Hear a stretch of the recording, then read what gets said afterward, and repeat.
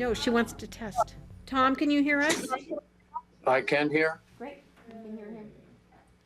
We do not have a quorum We're yet. just waiting for Francie to have a quorum. How do you spell quorum? I'm sorry, I just said that I can hear. Okay, I'm gonna mute you, Tom. Thank you, bye. I just told Diane we're waiting.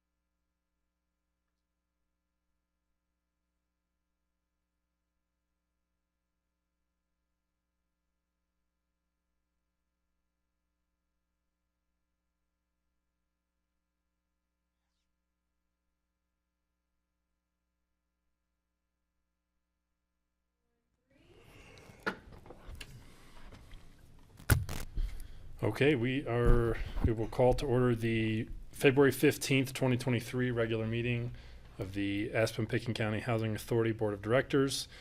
We'll start with a roll call vote. Carson, Present? John, Present. Skippy, Present. Francie. Here. Okay. First item on the agenda is public comment. Do we have any public comment in the room? If so, please approach the desk here. You've got 3 minutes. Identify yourself and go ahead when you're ready. My name is Tom Brinkmeyer. I live in affordable housing down at the end of Main Street. And I caught a little bit from the newspaper about what your last meeting about this emergency you're tossing about fund. And I was wondering if there's any chance of, and let's face it, who knows what's going to happen, but maybe prioritizing, because there's things in the paper that said something like, oh, if someone has a broken window or something. I'm thinking most people can probably fix a broken window, but instead of things that might have been where money would have been coming from their capital fund to fix, like, we're responsible for, new roof, painting, new boilers. I understand that. But what if the building was built with a structural flaw and it's presenting itself now, so it had nothing to do with the homeowners not taking care of what they're supposed to take care of? Is there any way, if any of that other money comes to fruition, that it could be maybe put towards things of that nature first, and then go to helping them out with things that they were responsible for anyway in the first place? And that's just something I want to throw out there if you guys discuss any more about emergency funding or anything. Because if we're saddled with what I think we're going to be saddled with, we might just let it fall. Hopefully it won't hit anybody. And then see if insurance will take care of it or not, instead of trying to go back. So that was my main, I wanted to just toss that seed in there, see if anything sprouts, and if any money comes forward anyway. And and part of this, I don't understand how, and the building's 20 years old, so I don't understand how it got through the architects, the engineers, the contractor, and then the city's engineers or inspectors. And someone along the way, didn't say, hey, this isn't going to hold up. But anyway, that's all, really. I had something else, but I don't think it would fly anyway. So it's too novel of an idea, so I don't think. Anyway, that's all. Well, thank you, Tom. Any questions? Well, I was just gonna ask, which specific development are you in? Which complex? Yeah. The one across from Hickory House on the corner. Okay, like 7th directly Main. across? Yeah. Not the brand new one? No. No, so right on 7th and Main. Oh, Directly the on yellow 7th one. and Main. Called 7th and Yellow, Main. red, green. Yeah. Pick your building. Got it. Okay. Thank you.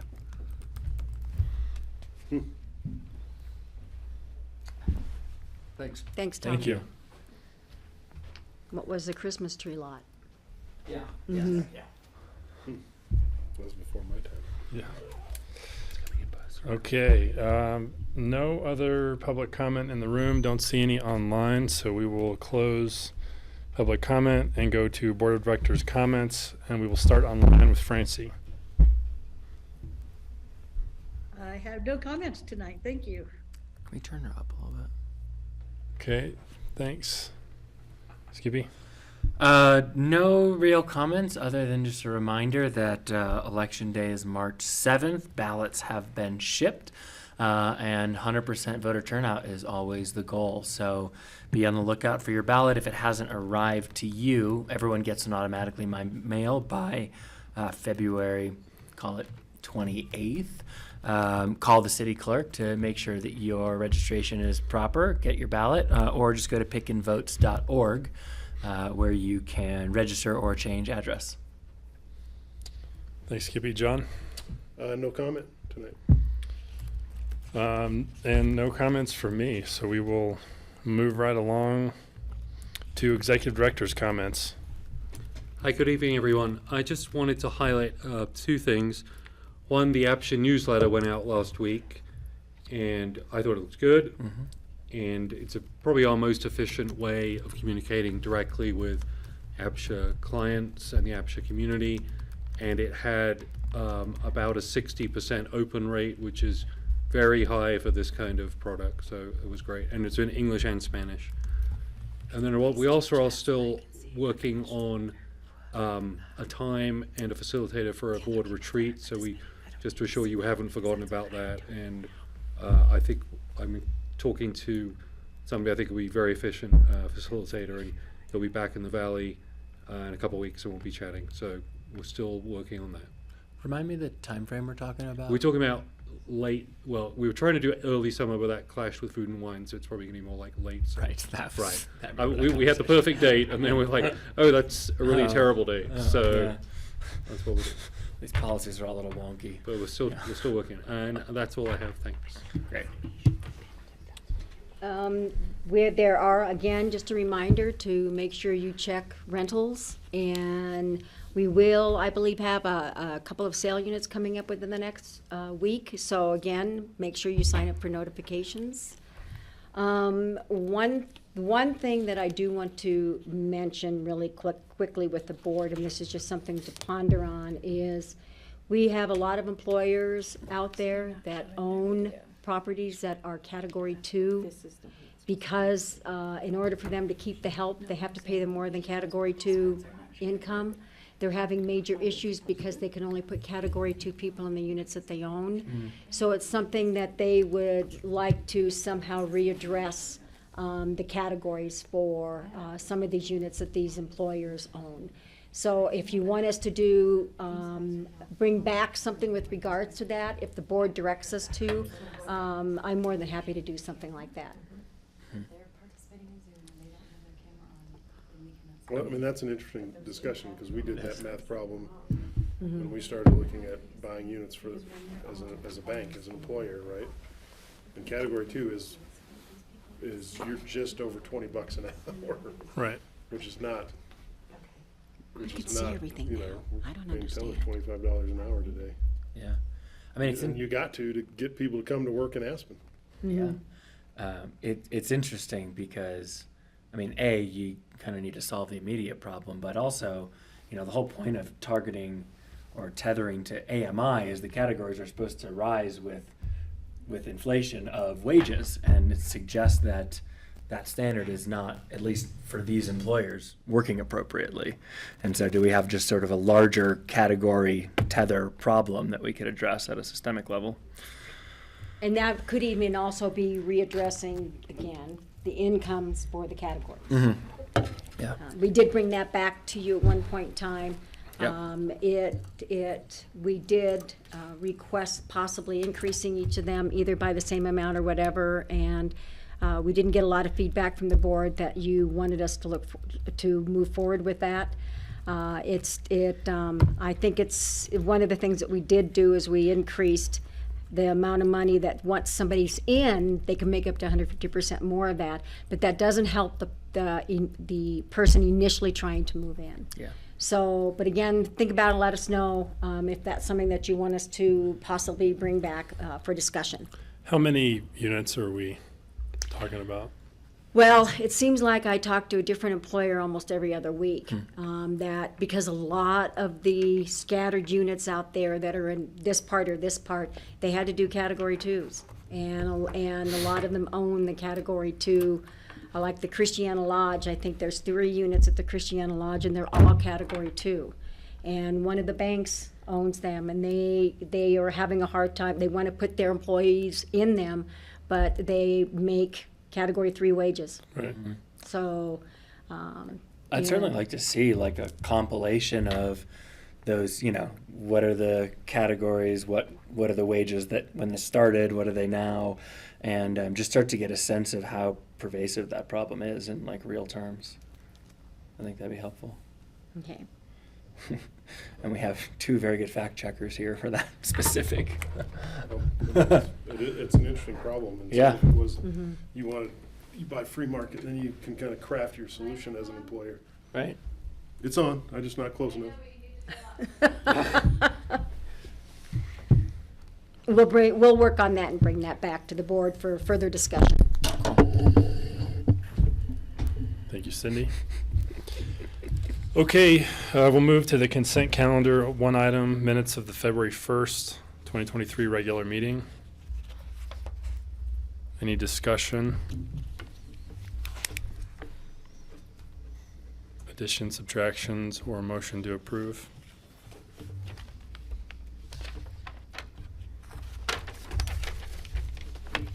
Somebody want to approve them? I can't see the participants out here to see if they're trying to wave their hand. It's We just should be able to hear Francie. 'em.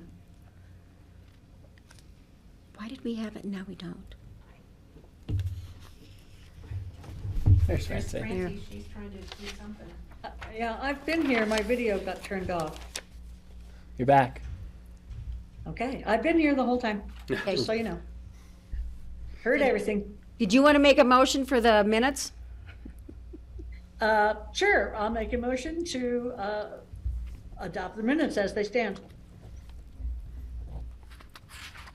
Is there a second? I forget I get to vote today. Sure, I will second.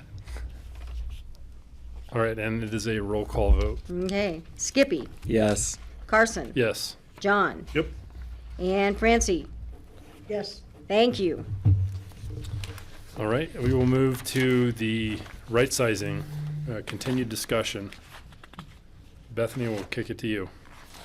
Awesome, thank you. Happy Wednesday evening, everyone. From the last meeting, which was February 1st, we took your feedback, we listened, and we tried to incorporate it into this memo today, hopefully one step closer to a pilot right-sizing program. Again, highlights. The idea is that we will allow for 5 trades. There will be a purchase and a sale of these 5 units. The one difference between February 1st and everything we've been presenting up until this point and now is we've done some homework on our end with folks across the city, just trying to figure out what made the most sense from first come, first serve from a swap perspective. And we are changing the first come, first serve to a lottery. We will hold a lottery every 2 months. Basically, anyone that meets all of the APCHA requirements, their occupancy, etc., has been met, will get entered into that lottery. And we will run a lottery every 2 months until we have used up those 5 swaps. So if you know, the first 2 months we have 10 folks that we're entering into the lottery, then, well, we will have used up all 5 of those. But if, let's say, we only have 3 that are entering in that first 2 month period, we'll run another lottery 2 months later when we have more matches. So that is the difference. We think that's better than first come, first serve, just from a technology perspective, what indicates first come, first serve, and who is that. So we think this is going to be a cleaner way. It's going to be more fair. And I'm assuming everyone's okay with that, but I'll certainly ask. Carson, do you want me to ask now, or do you want me to go through the rest of the rules? Why don't you go ahead and run through it, and then if we have, and then we can have questions after this. Great. Well, I just have a question about the, I want to ask a question. So when you're talking lottery though, aren't we trying to match, an interested downsizer with, and so this weren't we given some kind of incentives almost for that downsizer to, like, they kind of get to choose a little bit where they're downsizing to? Yeah, I apologize for the confusion. This will be a match. So if you're downsizing and Carson's upsizing, you two will get entered into the lottery together. And then if Cindy is upsizing and Matthew is downsizing, they will get entered into the lottery together. So we will only be entering in that match. We won't be entering in a bunch of owners that are trying to go downsize, and a bunch of owners that are trying to go into a larger. So your unit to comments be able on to- if there are 10 people, 10 matches, you would Sorry, eat 10 up matches. that five kind of, but if you only had 2 or 3 matches in the first month or something, there really wasn't be a lottery. There'd be just let the transactions happen. Okay, sorry, Correct. okay. Yeah. Sorry, thank you for clarifying. Or asking the clarifying questions. And Francie, I see your hand, so I'm just gonna take your question. Yes, I thought that if we had a match, that it was sort of automatic and then it wasn't, their units don't go into the lottery. That's Am I different. misunderstanding something? Yes, because I'm using the word lottery in a different way. Okay. So it's me being confusing. Once there's a match, there is no lottery per se as it's normally run through Home Trek with it going to a random person. It's just a lottery to lottery off those 5 chances. Okay, Since okay. we did want to only keep the program to those 5 pilot or the pilot program to those 5 swaps or trades. We just want to make sure we're doing it in a fair way. And so that's where we're saying first come, first served is going to kind of go to the wayside, and we're going to try to randomize who gets in, essentially. Okay, thank you so Why would much, we Bethany. put, Of course. why, I guess, and I'm sorry for missing last week's meeting, but why would we, if we've got 10 swaps, we're freeing up essentially matching 10 rights with 10 wrongs, almost. And that's an easy way to say it. Why would we limit to 5? Is there a reason for that? What we've been proposing, John, is that we will keep you updated, and if we have 5 in the first week or month or whatever it is, come back to you all and say, hey, look, this program's been hugely successful. We've had 5 swaps. Can we try another 5? Or what does the board want to do? We can certainly increase that number now if the rest of the boards. My thought on an that is, why approval, don't we or- just do a time frame and just go, let's see how it works for 3 months, and if we get 15, you get 15, if you get 5, you get 5. And then we could report back and say, hey, it was really successful, we had 15 swaps, I think we should keep it going, or, yeah, nobody took advantage of it and it didn't really work, and we only had a couple. The concern that I have is the people out there who have entered lotteries. That does take, I mean, we probably wouldn't get those units in the lottery anyway, but that still is a little bit of a concern. Because maybe somebody, instead of swapping, they might have just decided to go ahead and list their unit for sale. So then if you do too many, other people that are out there that have been entering the lotteries for years and years and years don't even have that opportunity. So bypassed. I think that's the reason why we kind of wanted to limit it, but I could be wrong. I think that's definitely part of it, and then also, as a pilot program, we'd like to just take a small bite to see just how much work it is for staff, Yeah. and if it scales up, great, and we can consider what Cindy said, but for a pilot program, we just wanted to try something achievable rather than something huge to start with. Bethany, question. Is this new lottery proposal in any way a result of the city's moratorium process? Not, we did meet with community development to talk about the demolition permit process and understood the challenges and lessons learned from giving 5 demolition permits out at the beginning of the year. So we did try to ask our colleagues as to what would be the best way to allocate these, and just, it's lessons learned from, if you send an email at the same time I send an email, depending on our servers and who we have and where we are, my email might get there first, but Right. you might have actually clicked send 5 minutes ahead of time. And so we just Right. wanted to really make sure this was as fair as possible. I can appreciate that, and obviously know what that mistake looked like on the back end. I just think we're it's a fundamentally different problem here, and I think a different expected result.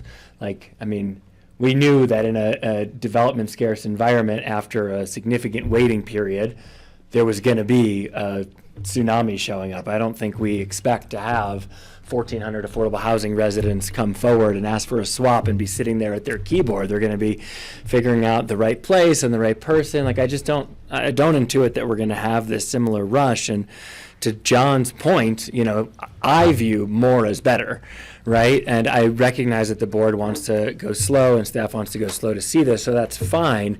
But to me, if we get 10 and we've only committed to 5, I just don't see that as a huge problem. Like, we're going to do the first 5 and you're going to come back and say, hey, we've got 5 more. Do you want to do that? So I just wonder if we're making this overly complex, and not just overly complex, but we're trying to get people to do this. We want to encourage the swapping behavior, and now we're creating more friction by saying you have to wait 2 months. And I just don't know if that's wise. I appreciate your feedback, Skippy. I don't know if we're going to get a rush either. I understand the not wanting to wait 2 months, and I'm happy to go back to the other way, or to go back to saying we'll take, up to 10 in the first 2 months, and just see how it plays out. Yeah, no, it's smart to consider both. So I appreciate you bringing it forward. I'm just kind of like raising it for conversation for the group, because we kind of started off with a keep it simple, stupid mentality. Well, I just like the idea of just putting a time frame on it. Mm-hmm. Right, and I understand the people getting skipped a little bit, but I believe some of these units that people are downsizing wouldn't come up for a lottery in that kind of, they just wouldn't happen. Right. I would personally agree with that approach, but I think if Allison and Rachel were here, they would be wanting to limit the number, and I think so. I'll just put that out there for our conversation. I think it. I think it makes sense. Agree on not limiting. If somebody wants to do this, not making them wait 2 months, right? So I think. For the first 5, it could be, I don't know how you would word it, but it's right. It's first come, first serve. And if 2 people apply or if 6 people apply on the first day, then you have a lottery. Mm-hmm. I do think it makes sense to just start off with 5 and see what happens. If we end up with 10, realistically, how long does it take us to add it to the next agenda? Well, that's what I was and thinking just say, too. Was like, we got to. We'll just do 5. We'll just do 5 more. Right. Come back in 2 weeks, right? Right. Give us 2 weeks, and we'll get back to you. I hope it's a problem. I really do. Right. Yeah. Me too. Yeah. Ditto. I think that's right. I think it just gives us, in the event that this is more popular than we've perhaps anticipated, it gives us a chance to have that discussion. Yeah. And again, we can all agree that this is this is the direction we want to go, and that if that situation presents itself, we'll move quickly to get this on. Well, and I think that's fine. I just think direction to everybody should be, hey, we got 6 or 7 or 10. Yeah. And we're being completely hypothetical here, but let's get it on the calendar and have the discussion. Let's authorize 3 or 4 more or 5 more or something. Yeah, Agreed. Totally. Is that fair? Francie?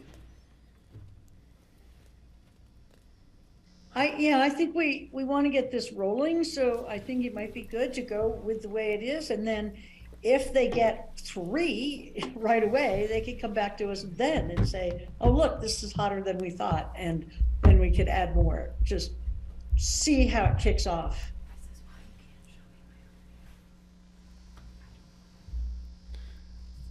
Thank Great. you. Okay. I will take that. We will go back to how it was, and we will aim on making an update at each board meeting once this does go live. Got it. So is this just gonna?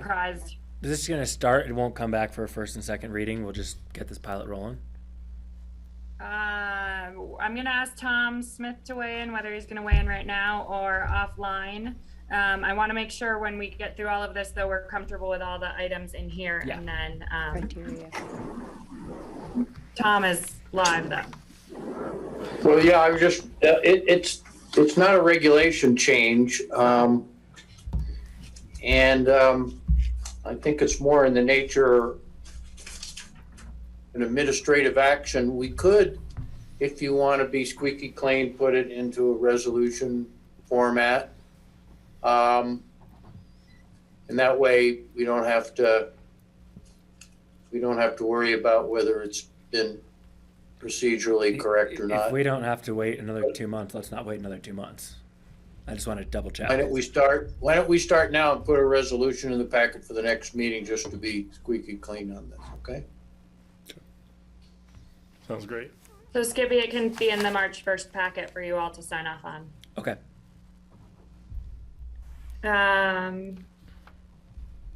Okay, moving forward, basic program rules, I'll go over one more time. The sales price of these units will be the maximum sales price as of the day they go under contract. Obviously, there's the ability to negotiate down based upon an inspection, but at no point can the price be higher than the maximum sales price. New deed restrictions would need to be signed for both units. And my comment that the units would go through the lottery in the future would mean that they'd just be put back in a normal sales process when they changed hands again in the future. The inspection would have inspections done on the unit as well. There was quite talk last time, but the 2% sales fee will be in play unless there's a disagreement from here tonight. And Aspen Village and Lazy Glen owners will be considered upon request. Those are, outside of the category units, so a little bit different. So any questions on basic program rules? No question. Well, not for you. My only question for the board is the 2% for the downsizer, not the upsizer. Do you guys, in your kind of professional opinion, think that waiving or reducing that would make any meaningful difference to people wanting to do this or not?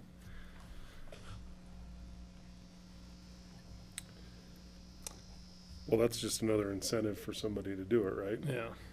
But like, would it move the needle? Because it affects our budget, and so it's only worth it if it actually gets more downsizers. I don't think that that's going to be the. Okay. I mean, I don't think you're going to have somebody who's going to say, "Well, I would have done it, but Right. Okay. I'm not going to pay the 2%." Okay. Like, Okay. and if you do have any of those, Let us know. Be happy to talk about that. Yeah. Although now that we've said that, if anyone's watching this, everyone's going to say that. Okay. Yeah. Great. Great. Okay. Diving into program-specific rules. What was decided last time is that it's from a category standpoint, it's one category or above or below. So both of these owners will have to submit application packets again. And if the unit is a category 3, the household could be category 2, 3, or 4. From an asset standpoint, we are going to waive retirement funds for the downsizer. That means a 401k or a 457 or an IRA that will not be counted in their assets. And then the mortgage question is the mortgage will be calculated as net of current value of property minus the unit they are purchasing to determine the asset. So if they have paid off their current home and it's valued at $400,000, and that $400,000 would normally be counted towards their assets. But if they are purchasing a home that's let's say is $350,000, then their asset would be counted at $50,000. Great. So we talked through that one last week. And then occupancy. Occupancy must be met in both units. So the person upsizing and the person downsizing, both occupancy has to be met. So that's one person per bedroom. If anyone has any questions on that. And then the one thing that we did talk a little bit about last week and staff is bringing back is staff still feels strongly that dependent age should be younger than 19 in this pilot program to actually upsize. Obviously, if we can't find any swaps that meet this criteria, we can bring it back to you. But our understanding of the program is to make sure we're utilizing bedrooms and to be filling bedrooms. Mm-hmm. And if we are allowing a family to upsize that has 19-year-olds, those bedrooms may or may not be utilized for more than 1 year, and then we're back in the same situation with empty bedrooms. Obviously, this is a board decision, but we did want to bring that back one more time, just for clarification, because I think there was a little bit of disagreement on the board with a direction to go on this. I'm totally comfortable going lower than that. Like we said, you know, if we get a lineup of 15 other families that have kids that are 18, 19, whatever, then we can come back here and say, okay, we want to move that up. But I think as a starter, I think it's fine. Yeah, I would think below. Yeah, I mean, so I was in agreement as well. I think, I mean, in fairness to, I think Rachel and Allison, I know Allison was, I think she was advocating for that 19. So,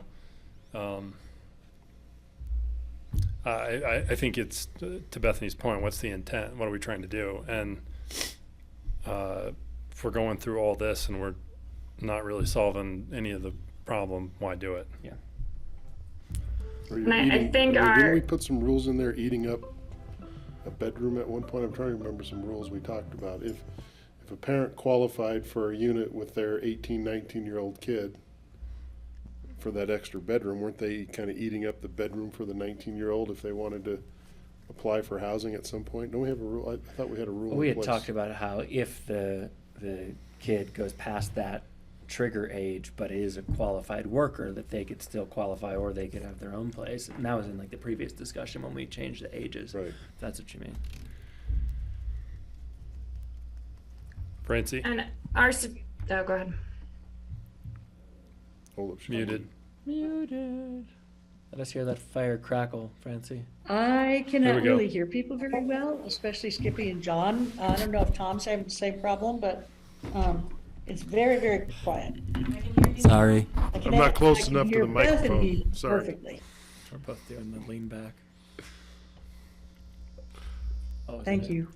Sorry, And while they're Francie. figuring Sorry. that out, Francie, I'll just say that when staff presented this last time, our suggestion was a sophomore year, an individual enrolled in a Roaring Fork school in their sophomore year of high school. So a little bit lower than that 19, probably 15 ish would be the age range. And, I think what we took from, I think it was Kelly that said it last meeting, was if we're going to design a pilot program, we might as well design it with the best intention and the perfect ideal situation, and then we can always go backwards if it's not working. But that's I think we still feel from a staff perspective, sophomore year makes a little bit more sense than that 19.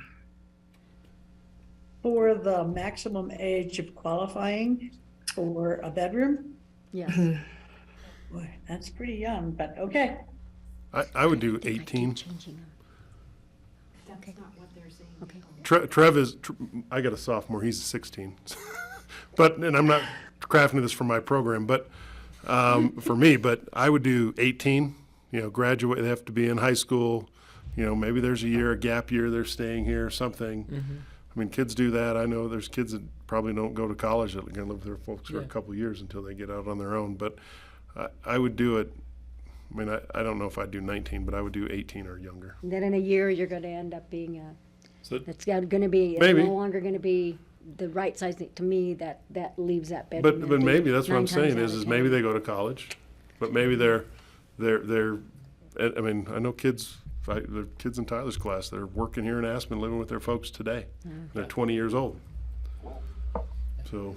It's a situation that happens. It's certainly not a non-zero. It's just statistically more likely than, it's statistically more likely that an 18 or 19-year-old will not be in that bedroom than a qualified worker, So it's just a matter of do we want to start with perfect and then expand to that or not? But That's where I think 18 is kind of a in between. It's not perfect. yeah. Right? Yeah, Because yeah. there's a chance they're going to move away and go to college, and mom and dad are going to have an extra bedroom. Yeah.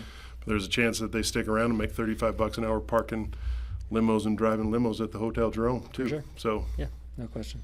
Francie, So I think in between those two, John, are what a lot of the kids in the valley do, which is, yes, they go to college, but they don't live at college. Right. They live in a dorm, and their home is their home. And so Not necessarily. I think that kids in this valley, especially, I think I said this last time, live at home way longer than other places because you can't live independently well, in. I mean, yeah, you've got One of Tyler's 19 or friends 20 is a ago. University of Chicago grad, computer science, and he's he's driving a limo at the Hotel Jerome, making some money before he gets a real job. But he's working full-time. He's 22 years and living with mom and dad.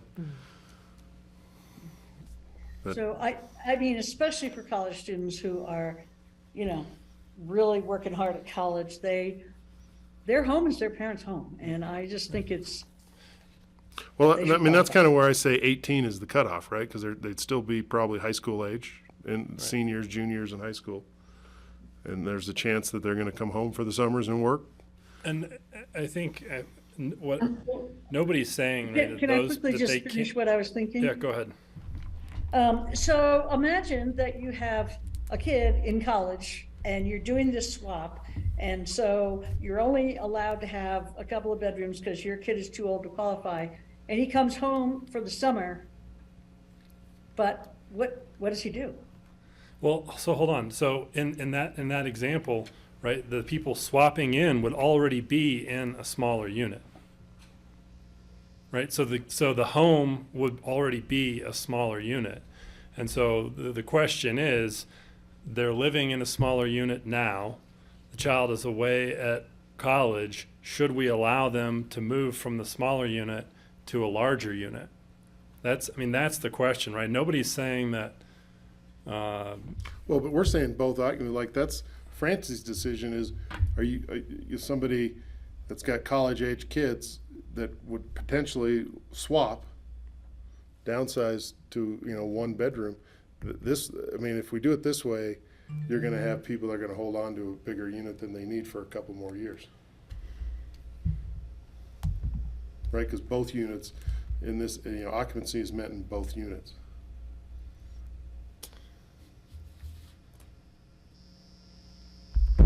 So, I guess that would assume. We're probably trying to, the I perfect mean, good is, two people qualify for a 2-bedroom.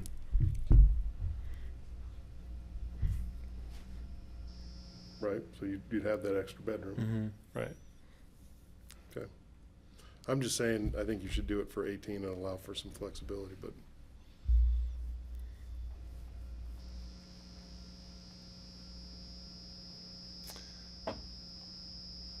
So we've got sophomore, restricting it to a sophomore, keeping it at 19, and moving it to 18.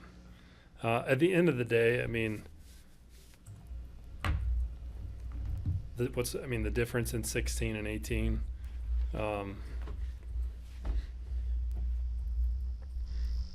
I feel like it should be 16. I feel like it should probably even be lower than 16. And I think that's what you're going to see. Well, definitely on the upsize piece, right? Right.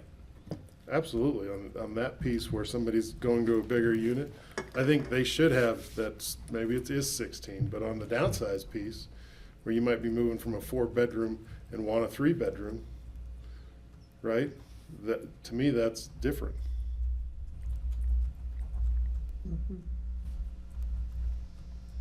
Okay. So you're saying keep it at 16 for people going up and then 18 for people going down? Yeah. I don't know that, I don't know that I'm opposed to that. I want to get this thing moving forward. I'm not going I want to. to hem and haw over 24 months. I do. I think the real teeth in it need to be on the upsize. Yeah. And maybe it doesn't even matter on the downsize. Francie, are you comfortable freeing with up the the bedroom or freeing up 16 up, something. 18 down as a starting point? If we're going to do that, you just keep it at 19 on for the downsize. Just keep the existing rules in place for the downsize, and so that it's not, right, just downsize, regular rules apply. Right. Upsize has to be sophomore. Yeah, I think it's fair. Okay. Trying to hear what Francie thought. Francie, what do you think? Thumbs up. I'm okay with Great. that. Let it be so. Bethany, any questions on that? No, I don't think so. We will get that. That was the last piece. So I can get that into resolution formatting with Tom for next meeting on the 1st, and we can go from there. Okay.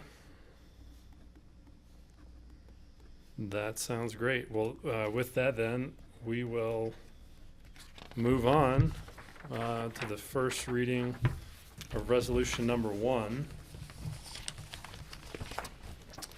Hey, Diane, do you want to let Laura and Rich know that we're running a little bit ahead of schedule here? I asked her to unmute. She's not on her way yet, I don't think. Okay. All right, well, we'll continue to the first reading of resolution number 1. This is actually 2 requests for regulation changes of the Aspen Pitkin Aspen Pitkin County Employee Housing Regulations. The first change has to do with how we value or how we do adjustments on an annual basis. And we've always used a November CPI to a November CPI. And we never know what the increase is going to be until the middle of December. So we talked to the board at our meeting, I think 2 meetings ago, and we asked to go from July to July, which by August we will know what that increase is going to be for the following year. So anybody who's working with budget purposes knows what our increase is going to be, and anybody who's living in their units will also know what their increase is probably going to be starting January as well. So you agreed at that point in time that July would be it would be okay to move forward too. So this is one of the requesting that. One other thing that as staff we have had issues with, and to us it's fairly minor. And we have allowed, when people have done a brand new packet, to get their first bid for free. With the Home Trek, it has been very staff cumbersome to do this. And a lot of people, some people will do their qualification packet a couple of months before they might decide to bid, and we have to kind of keep track of that. And so what we are asking is the Appendix A, the APCHA fee schedule that notates that be deleted, so that people will know coming in that no matter what, when they want to place a bid, it's going to be $5. So those are the 2 regulation changes at first reading. What we're requesting is both of these be approved and be moved forward to public hearing, which will be set for March 1st. And then they would go into effect at that point in time if the board would approve that after public comment. Okay, any questions? Nope. Any discussion on this? Not really. I think this is a good move. It makes things easier. Okay, then would accept a motion to approve This is the first reading. first reading of resolution number 1. Or, We have to approve no, the first reading. okay, so just, this is just the first reading. Right. Okay, Do we have to make a motion and read it or no? There I vote you. On- recommend approving. there is a recommendation on I think page 3. The recommendation would So help. we make a motion. It's on the second page there.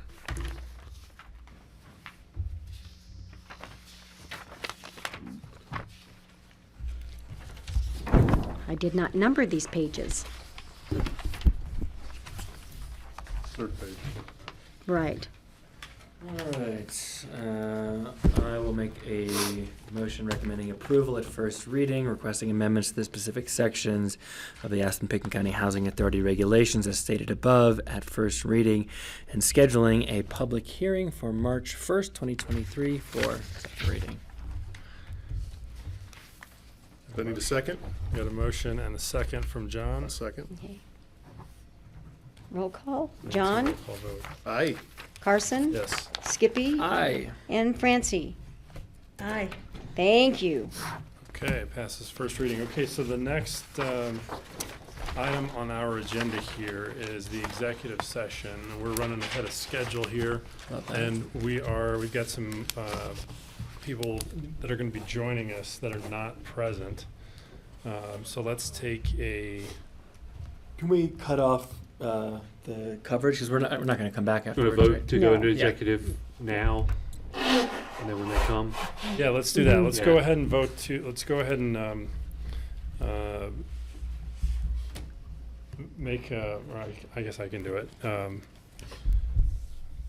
I will make a motion to go and to executive session for conference with APCHA, with the APCHA attorney for the purpose of receiving legal advice under C.R.S. Section 24-6-4024B regarding the 1994 settlement agreement in Centennial-Aspen II Limited Partnership, United District Court Civil Action Number 92-B-2570, and would also invite Laura Maker, Assistant County Attorney for Pitkin County, Rich Englehart, Deputy County Manager, Diane Foster, Assistant City Manager. Second. Tom has a question or comment. Yeah, I think you should also indicate that since it's and we haven't been doing this, but since it's a executive session for subject to attorney-client privilege, it doesn't have to be recorded, and you should indicate that. Okay, I will amend my motion that because this is for the purpose of attorney-client privilege, this executive session will not be recorded. I accept your amendment Okay. as the seconder. Roll call recording. Yep. Yes, and then yep. Okay, Francie, Yes. Carson, Yes. John, Yes. Skippy. Yes. Okay, we will move into executive session, and there is nothing further on the stopped. agenda. Yes. And we have to close up a little bit for those on Zoom. So as soon as, we will let you know, it'll probably be at least, I would say, 5-10 minutes, at least 10 minutes maybe. Yeah, I mean, we're, Need to get some, Diane's not here, Rich Yeah. isn't here, Got us Laura's right not back here. on time with the short director's comments and the short. Did great. yeah, you guys didn't talk as much this.